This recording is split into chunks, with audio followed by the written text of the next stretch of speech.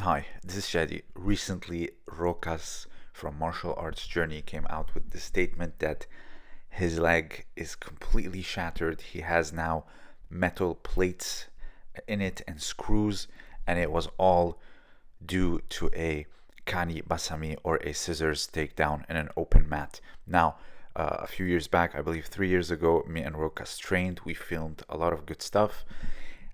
And as you can see, he's not a small guy, and still, this has happened to him.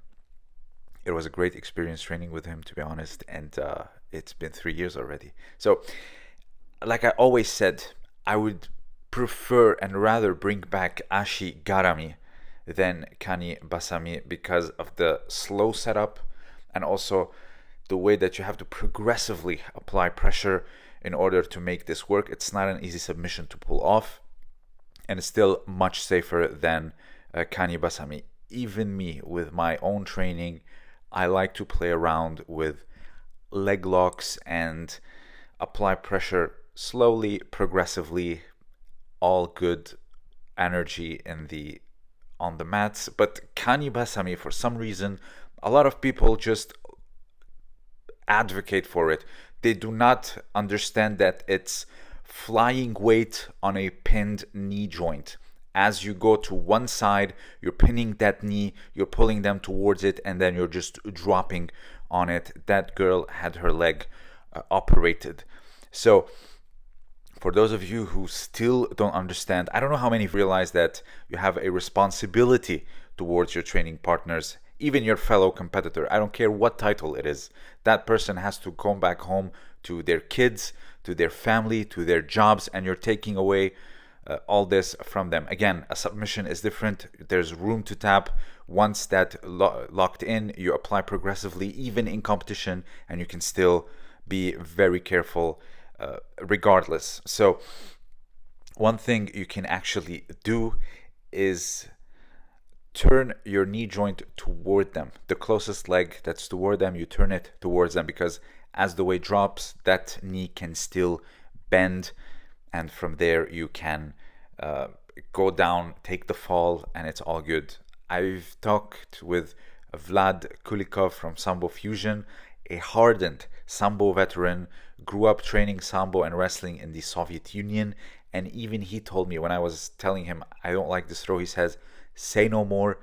In my gym, it is banned." He's a Jiu-Jitsu black belt as well. So another thing that sometimes people get lucky with is if the scissor is very high on the hip level, as like this example here from the 96 Olympics.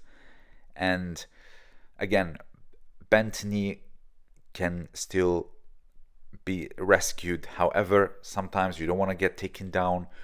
Your initial reaction is to hold tight, and so the knee gets stiff, and that actually works against you, and it can easily injure you.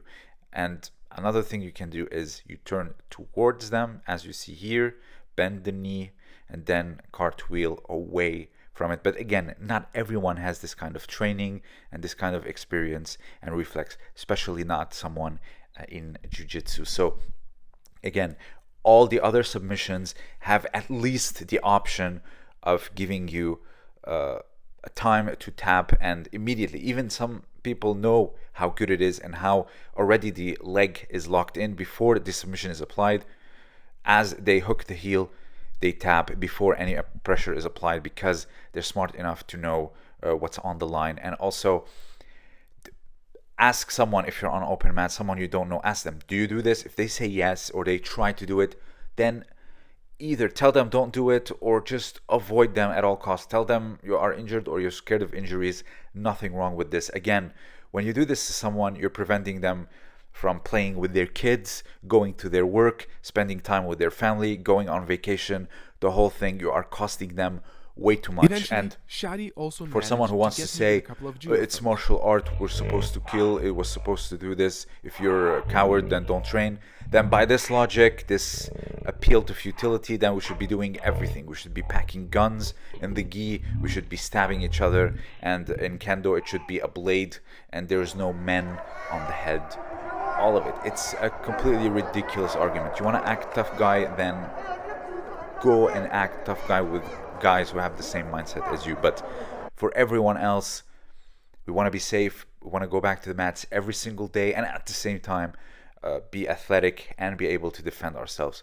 This whole thing of going way too far, especially in open mats, is completely ridiculous. Nothing is on the line except for your health on open mat. So if you have anything to add, let me know down below. This is completely ridiculous. Thank you for listening.